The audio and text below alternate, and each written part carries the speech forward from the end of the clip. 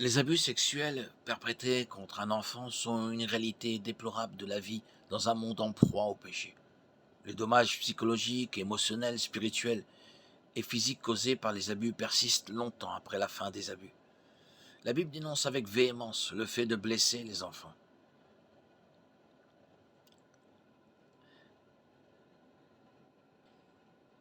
Nous vivons dans un monde marqué par le péché. Souvent, ceux qui agressent des enfants ont eux-mêmes été agressés. Ils peuvent également avoir été blessés d'une autre manière et choisir de victimiser les enfants pour tenter de retrouver un sentiment de pouvoir ou de valeur. Les abus sexuels peuvent être le résultat de la colère, de l'égoïsme ou du narcissisme. Parfois, ils peuvent même provenir d'une tentative mal avisée de trouver de l'intimité. Quelle que soit l'histoire émotionnelle, familiale ou psychologique de l'agresseur, les abus sexuels sont un mal et ils ne sont jamais la faute de l'enfant agressé. De nombreuses victimes d'abus ressentent de la honte et de la culpabilité. Mais les enfants ne peuvent pas être tenus responsables des crimes perpétrés contre eux.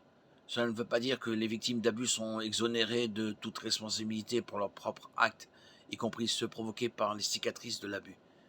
Mais il n'y a rien de honteux à avoir été abusé. La honte appartient uniquement à l'agresseur.